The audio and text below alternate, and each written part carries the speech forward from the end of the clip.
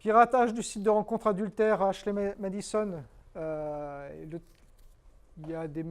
Actuellement, les responsables du site risquent 15 ans de prison, je crois, quelque chose comme ça. C'est quelque chose pour ne pas avoir protégé les données.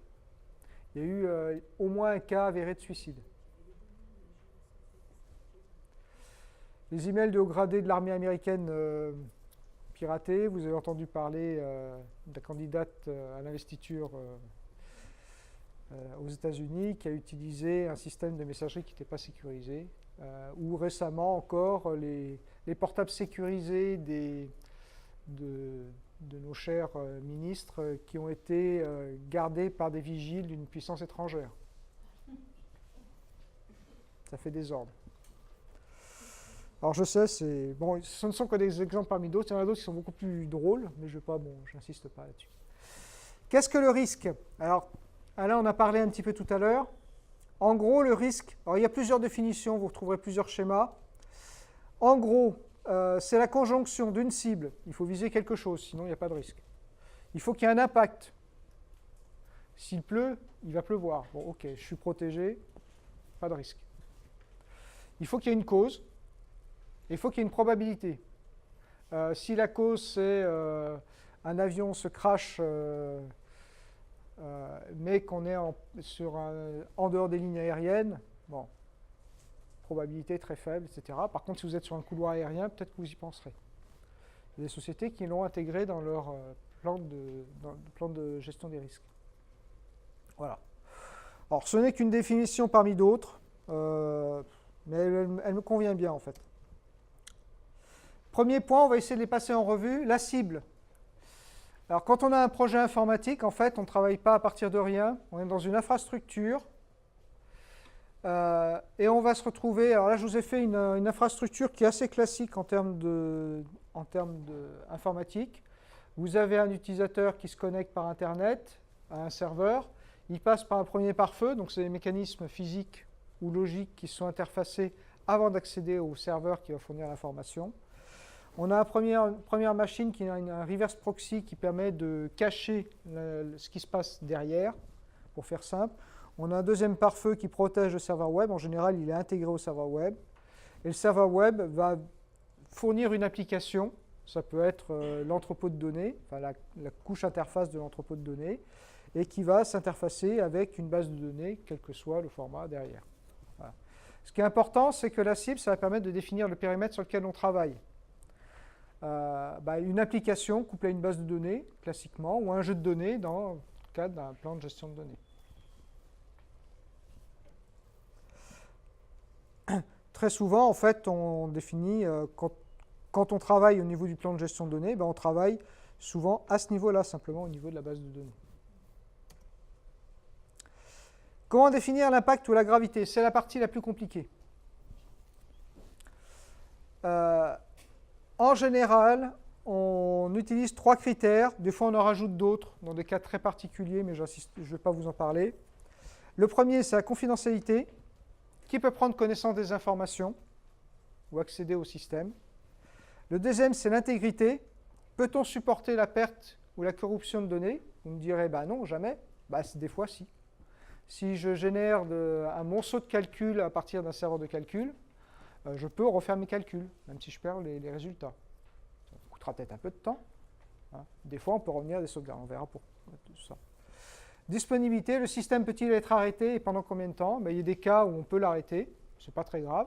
Et puis d'autres, imaginez les caisses d'un supermarché un samedi après-midi avant Noël. Voilà. Alors, en général, on fait simple, on fait des grilles de 1 à 4, 1 étant le moins fort, 4 le plus fort. Et ce sont des critères qui sont organisés par entreprise. Alors, vous en avez sur le site de l'ANSSI, c'est une méthode, ça sort d'une méthode IBIOS, plus ou moins, enfin une méthode qui s'appelle IBIOS. Nous, à IRSTEA, on a une échelle. Alors, je vous les passe rapidement parce qu'on n'a pas trop de temps et puis ce n'est pas l'essentiel. En gros, en confidentialité, on part des informations publiques à des informations qui doivent être connues que par les personnes qui ont besoin de les connaître pour les manipuler. C'est ce qui est utilisé en secret défense. Quand on manipule des informations défense, ce n'est pas parce que vous avez le droit d'y accéder que vous les obtiendrez. Vous avez besoin de les obtenir pour les manipuler. Voilà. En général, on se situe dans tout ce qui est données publiques, bon, quand on est en phase de diffusion. Entre limité et réservé, la différence est que réservé, ce ne sont que les personnes qui ont besoin de... Enfin, imaginez une application qui gère tous les dossiers. Vous n'aurez que les personnes qui sont intéressées par certains types de dossiers qui accéderont. Donc ça, c'est la catégorie 3. L'intégrité. Alors, je vous ai parlé, le premier niveau, c'est altérable. C'est les données qui peuvent être reconstituées sans aucun problème. Détectable, c'est ce que vous avez en général. Quand l'information peut être récupérée, vous pouvez repartir d'une sauvegarde, reprendre les cahiers de laboratoire, refaire la saisie. Ce n'est jamais très agréable, mais c'est suffisant. Et puis, ce n'est pas tous les 4 matins, hein, il y a aussi une question de fréquence. Maîtriser, c'est quand l'information ne doit pas être perdue. Je travaille actuellement sur une application de gestion d'échantillons. Une fois que l'échantillon a vu une étiquette et qu'on a collé l'étiquette sur l'échantillon, qu'on l'a mis dans un frigo ou ailleurs, bah, si je perds ce que signifie le numéro, c'est un peu embêtant. Donc, je ne peux pas perdre l'information, donc il faut mettre en place des systèmes adéquats pour répondre à ce besoin-là. Et intègre, c'est typiquement ce que vous avez... alors, j'ai découvert ça récemment dans les notaires, maintenant, vous font signer électroniquement et la signature a valeur de preuve et c'est stocké dans des serveurs qui sont gérés par la Chambre nationale des notaires. Donc là, c'est une information qui est chiffrée. Il y a des mécanismes de chiffrement qui permettent de faire ça. Disponibilité, en gros, combien de temps l'application ou le jeu de données peut être indisponible.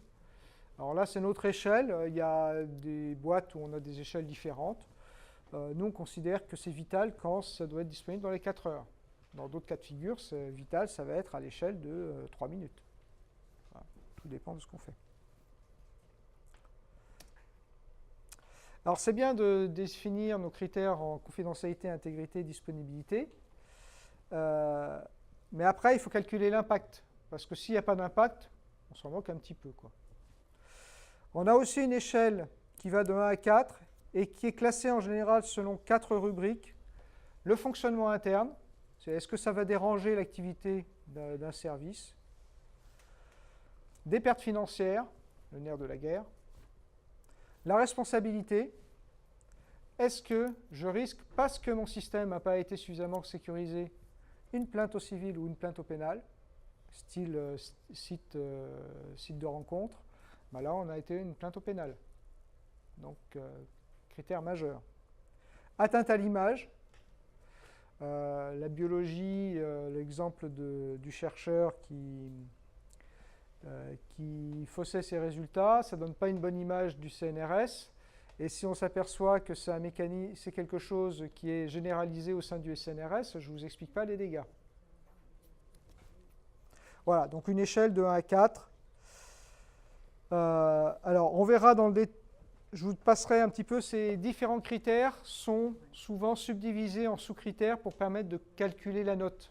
Hein, je vous donnerai, on a un certain nombre de questions qui sont très simples à répondre.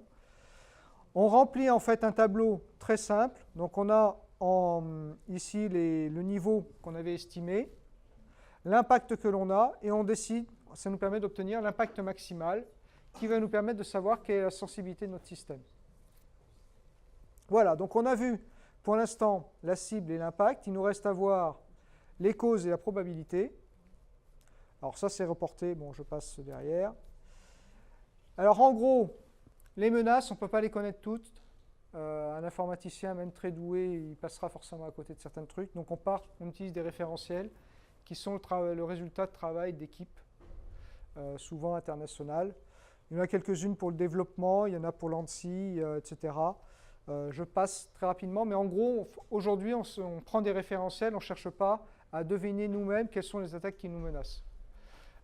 Sur les risques industriels, il y a des listes aussi. On peut savoir est-ce qu'on est dans une zone proche d'un établissement classé à risque, etc. Bon, je passe rapidement là-dessus. Donc les menaces, on prend des référentiels, on ne s'embête pas. La probabilité, alors on distingue en gros 3 types de niveaux de probabilité. Le premier, c'est l'attaque opportuniste. C'est quelqu'un qui va tenter une petite bricole sur un site, il va y passer 3 minutes. Il obtient quelque chose, il va fouiller un peu plus. S'il ne trouve rien, il va passer à autre chose. Quand on utilise des outils comme WordPress, par exemple, pour publier, quand il y a une faille sur WordPress, il y a plein de gens qui sont opportunistes et qui vont essayer d'attaquer tous les sites pour voir si les mises à jour ont été faites. Et de temps en temps, ils tombent sur des trucs et ils arrivent à faire des choses sympas. L'attaque ciblée, ça demande déjà un travail un peu plus approfondi, mais il faut encore plus en fait on va aller vers des niveaux importants de sécurité, plus l'information à protéger doit être vitale. C'est-à-dire que c'est le niveau d'impact qui va nous piloter. Plus l'impact sera important et plus on aura besoin de protéger. En gros, c'est ça. Dans un cas général, de toute façon, on protège toujours du niveau opportuniste, parce que celui-là, c'est celui qu'on va avoir systématiquement.